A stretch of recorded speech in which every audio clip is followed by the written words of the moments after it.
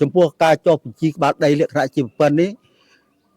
ក្នុងនាមខ្ញុំជាអាជ្ញាធរឃុំក៏សូមសំណូមពរដល់បងប្អូនប្រជាពលរដ្ឋបាទទូទៅ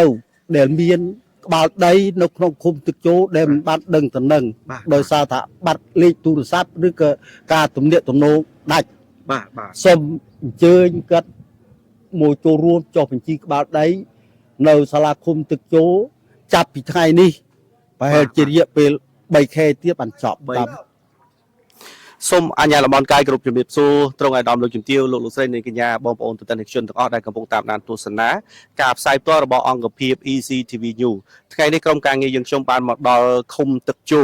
បាទនៅភូមិតាសៀវអ៊ំភូមិតាសៀវបាទភូមិតាសៀវឃុំទឹកជោស្រុកប្រណិតព្រះខេត្តបន្ទាយមានជ័យ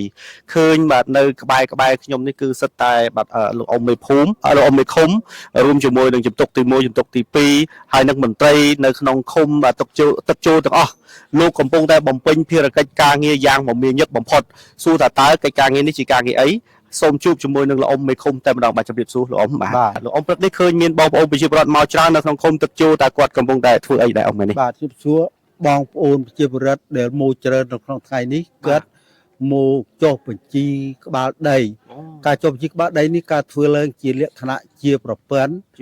តាមភូមិនីមួយហើយថ្ងៃនេះយើងបានអនុវត្ត3ទីតាំងបាទសូមបញ្ជាក់ថាអ៊ំទៅឃុំទឹកជោយើងមានប្រមាណភូមិមាន18ភូមិចុះប្រជាពលរដ្ឋមានប្រមាណគ្រួសារដែរ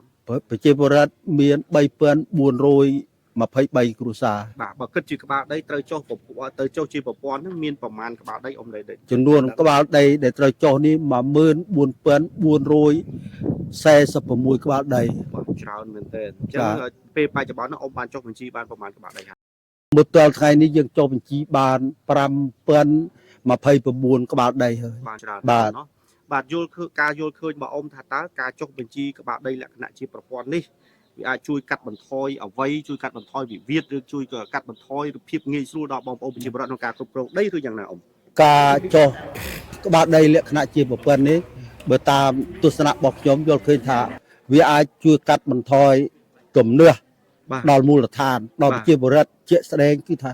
ក្រោយពីចុះរួចគឺយើងអាចថាសន្តិភាពបាទពាក់ព័ន្ធនឹងបញ្ហាដីធ្លីនេះគឺចប់វិវាទចប់ទំនើសអាជ្ញាធររដ្ឋបាលមូលដ្ឋានភូមិគឺលេងឈឺក្បាលវិលមកទៀតអានេះទី1បាទទី2ចំពោះការចុះបញ្ជីក្បាលដីលក្ខណៈជាប្រព័ន្ធនេះក្នុងនាមខ្ញុំជាអាជ្ញាធរឃុំក៏សូមសំណូមពរដល់បងប្អូនប្រជាពលរដ្ឋបាទទូទៅដែលមានក្បាលដីនៅក្នុងឃុំទឹកជោដែលមិនបានដឹងតំណឹងដោយសារថាបាត់លេខទូរស័ព្ទឬក៏ការទំនាក់ទំនងដាច់បាទសូមអញ្ជើញគាត់មកចូលរួមចុះបញ្ជីក្បាលដីនៅសាលាឃុំទឹកជោចាប់ពីថ្ងៃនេះប្រហែលជារយៈពេល3ខែទៀតបានចប់តាមការស្មានកំពុងតែធ្វើការនៅតាមភូមិវត្តដែរអ៊ំនៅវត្តបាទការចុះវែងផ្ទាល់ផ្សេងទៅហើយការចុះសញ្ញេឯកសារនៅឃុំតាមភូមិគឺផ្សេងផ្សេងបាទនេះគឺជាគោលនយោបាយរបស់សម្ដេចតេជោហ៊ុនសែនអតីតនាយករដ្ឋមន្ត្រីនៃព្រះរាជាណាចក្រកម្ពុជាក្នុងសម័យសម្ដេចជានាយករដ្ឋមន្ត្រីសម្ដេចបានគិតគូរមែនទែនក្នុងការចុះបញ្ជីក្បាលដីលក្ខណៈជាប្រព័ន្ធឲ្យបងប្អូនប្រជាពលរដ្ឋសម្ដៅឲ្យប្រជាពលរដ្ឋមានកម្មសិទ្ធិផ្ទាល់ខ្លួនទៅលើការគ្រប់គ្រងអចលនទ្រព្យរបស់ខ្លួនហើយមួយទៀតគឺសម្ដៅក្នុងការកាត់បន្ថយនិងលុបបំបាត់ទៅលើវិវាទដីធ្លីនិងការគ្រប់គ្រងអចលនទ្រព្យរបស់ពួកគាត់ឥឡូវនេះបានដល់ឃុំទឹកជោហើយលោកអ៊ំមេឃុំ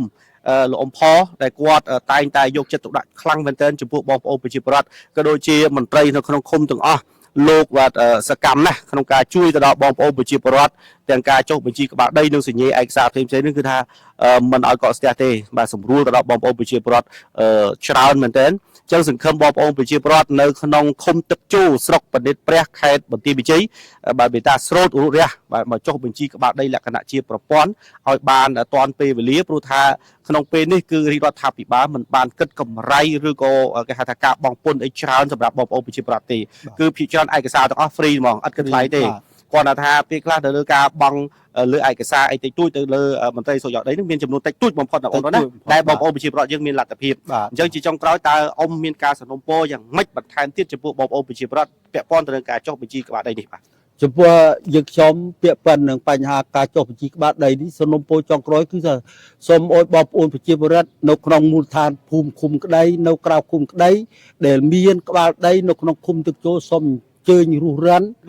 យកឯកសារមកចុះបញ្ជីក្បាលដីឲ្យបានគ្រប់គ្នាឲ្យបានទាន់ពេលវេលាជៀសវាងការ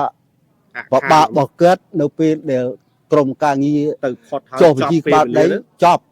វាគិតប្របាឡើងទៅដល់មន្ទីរឡើងយកឯកសារវិញឆ្ងាយព្រោះឥឡូវមន្ត្រីចុះមកដល់ផ្ទះហ្មងដល់មូលដ្ឋានរបស់យើងស្រួលដល់ផ្ទះយើងតែម្ដងបាទ